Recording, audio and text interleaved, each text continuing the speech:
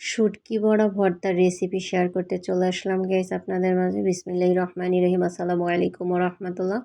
Welcome back to my another video guys.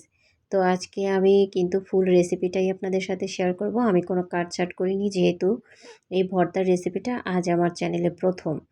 তো আমি এদিকে কাটাকাটি করে তারপরে লাউ পাতায় হলো আমি শুটকিগুলো নিয়ে নিচ্ছি। লাউ পাতার কালারটা দেখে মন চাচ্ছে যে এখনই খেয়ে নেই, তাই না গাইস?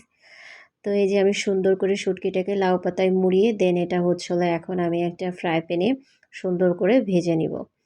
তো এই যে ফ্রাই প্যান দিয়ে আমি এখন দিয়ে দিয়েছি যে বড়াটা রেডি করছি। বড়াটা এখন এপিট ওপিট করে সুন্দরভাবে আমি ফ্রাই করে নিব। দেন তারপরে বাকি প্রসেসিংগুলো শুরু হবে। তো গাইস, যারা প্রথম আমার চ্যানেলে ভিডিও দেখছেন সবাইকে অনেক ধন্যবাদ। আর ভিডিওটি ভালো লাগলে চ্যানেলটি সাবস্ক্রাইব করবেন আর গঠনমূলক সুন্দর একটা কমেন্ট করে যাবেন।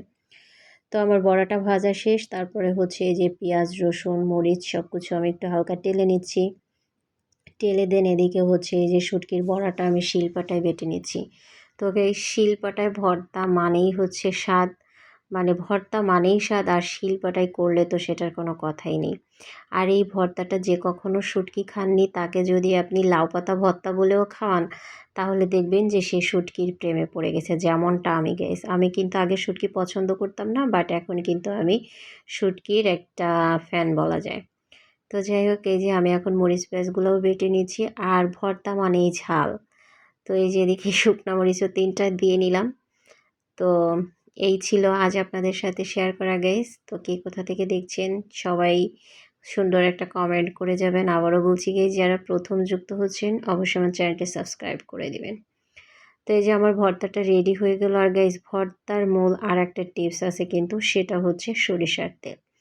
তো ভর্তায় যদি সরিষার তেলটা দেওয়া না হয়, তাহলে কিন্তু আসলে ভর্তাটা আমার কাছে মনে হয় কি যেন একটু মিস্টেক হয়ে গেল।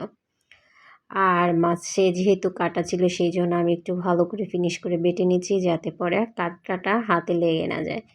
তো এটাই ছিল আজ আপনাদের সাথে শেয়ার করা গাইস। তো সবাই ভালো থাকবেন। নেক্সটে আবার নতুন কোনো রেসিপি নিয়ে আপনাদের মাঝে চলে আসবো। আল্লাহ হাফেজ। আসসালামু আলাইকুম ওয়া রাহমাতুল্লাহি ওয়া বারাকাতুহু।